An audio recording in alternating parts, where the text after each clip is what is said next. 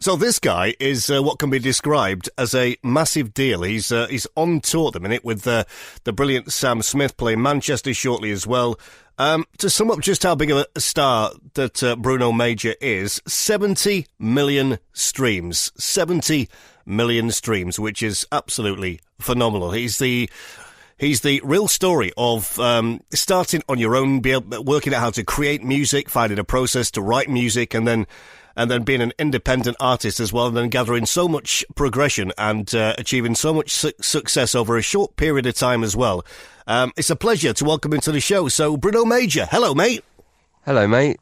How are you? Really good. It's funny, you expect like a little round of applause, but there's no audience. No, it's just me and you. This is very, what's the word? Intimate. That was quite an intro, though, Craig. Thanks, mate. I tried to read every single word that I had on this sheet of paper. So, listen, for the people that have been to see Sam Smith lately, then you've been supporting Sam Smith. So let's start right there and say, how is the tour going? How are you finding the reaction from the crowds that are coming to see you and to see Sam Smith, of course? How's it all been so far? It's been a amazing new experience. We're playing arenas, so that's something I've not done before. Just these ridiculously gigantic rooms. And the crowds have been really nice. Obviously, they're not there to see me. They're there to see Sam. But there have been some people you can hear. So there's some of my fans there as well, like singing along. And I think Sam's music is very lyrically driven, and it's emotional, and he sings a lot of ballads. So there are certainly comparables to be drawn to my own music. So how'd you go from where you started to then accumulating 70 million streams, which is just phenomenal? How did you go from, for the people that listen to this show that are thinking, do you know what, I might know the name, I might recognise the song, but I don't know a massive amount about Bruno. How did you go from where you started to where you get to today? I think it's 80 now, actually, mate. Sorry, mate. Don't want to do you out of 10. Update your fact sheet. It's just the 10. But, well, I just released some music. I think that was the key factor. I put music on the internet. I'm a firm believer that if you do something that's really good, that it will get heard. So I think that was it, really. I made an album that I was really proud of, and I put it on the internet, and it got some traction. I mean, you know yourself when you write it that when you read through the lyrics and you record the songs that you're personally proud of what you've put together, but you don't know obviously that about the reaction that you've actually got. I mean, 80 million streams is phenomenal. How quickly did that traction begin to start happening? It was a fairly slow process over the first 6 months. I didn't think anyone was going to listen. I didn't really have any expectations, if I'm honest. That wasn't the point of the exercise. The point was just to make this music that I had, and kind of as a personal catharsis more than anything else. But then we got 6 months in through the process, because I was recording and releasing a song every month. And we got 6 months in, and people started listening. It also brought with it a little bit of pressure, because I knew that at the end of each month I had to put something out, or people would be angry. Yeah, speaking about that pressure as well, when you're writing and creating magic on paper and then recording it in the studio, and keeping in mind that pressure that you've just talked to, you must get to a point where that block just comes and you think, and then things start to accumulate, because I presume you're putting more and more pressure on yourself to write and then record something that's, if not as good, but even better than the previous song that you'd just finished. Yeah, it is a bit of a mental minefield doing anything creative. I think I've learnt to not think, as silly as that sounds. I think the best songs that I've ever written are ones that I haven't really thought about. They've just sort of flowed out. As soon as you start thinking, is it as good as my last song, or is it the right tempo, or is it cool, or does it fit in with the rest of my catalogue? All of these things. Have I used those chords before? Is this actually just Still Crazy After All These Years by Paul Simon?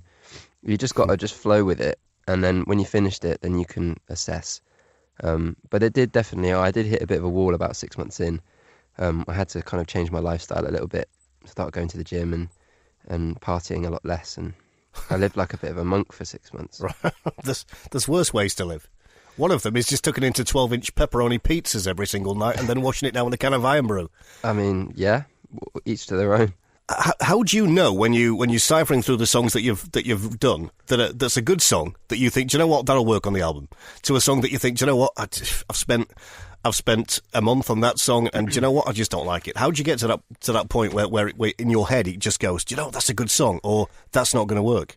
I mean, it's fairly obvious to me when I've finished it, and not actually whilst I'm writing it, it's fairly obvious. I know.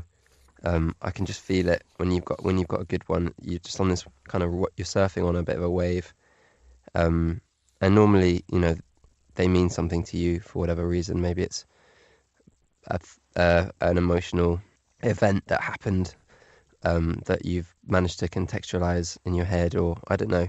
The best ones for me are the ones that you don't feel like you've written, but you just feel like you've written them down, like they've already existed, and you get them like kind of like emails in your head, and they're kind of fully formed.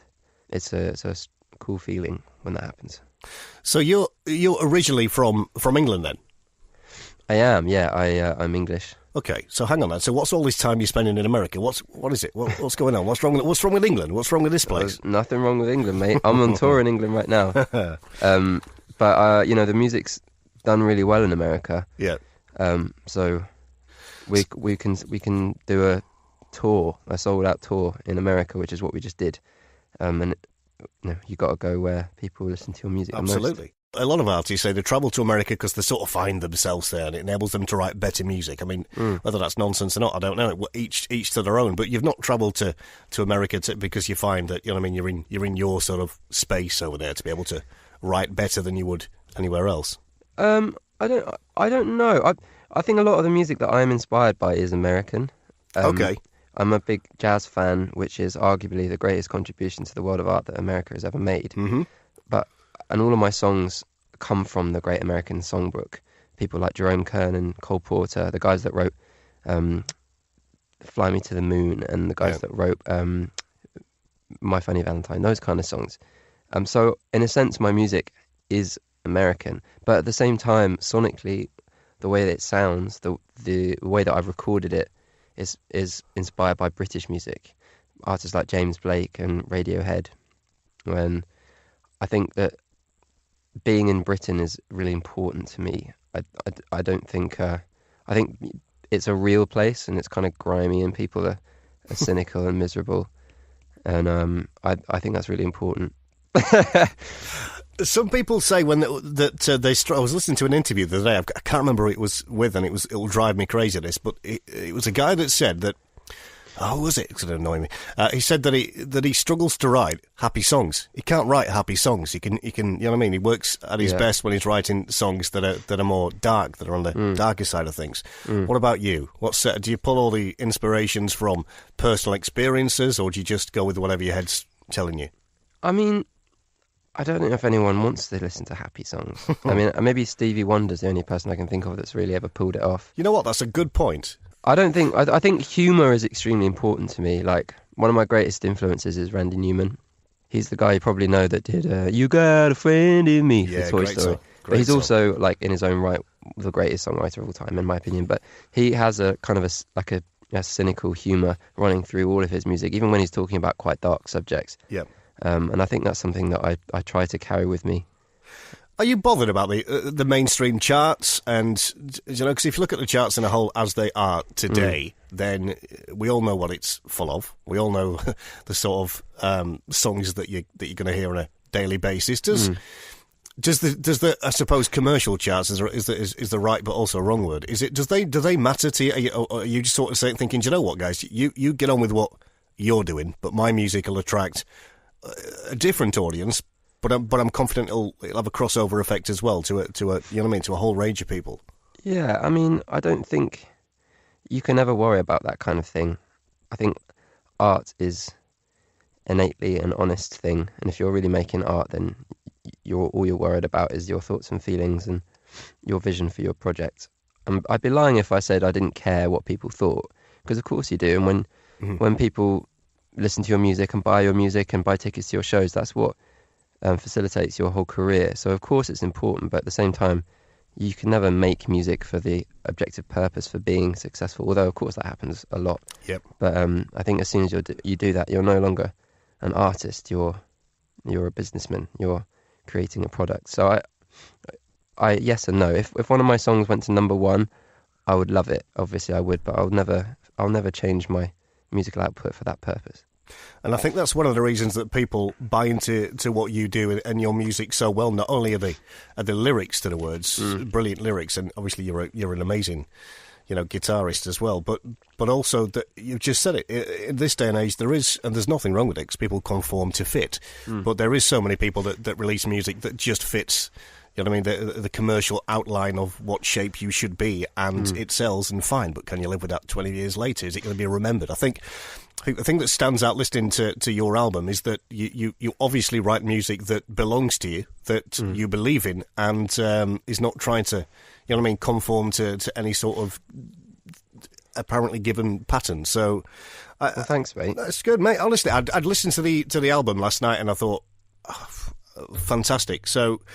It's a pleasure to speak to you, but tell everybody after the Sam Smith tour, because no doubt the tickets that have been sold there'll be no tickets left for the bloody Sam Smith tour. So if people are going to see you on it, they'll love seeing you. But what comes after that for you? Well, I'm actually doing my own UK tour, so I'll be revisiting some of the places that we've been playing, that I've been playing with Sam. So you can still get tickets for those shows if you want to come.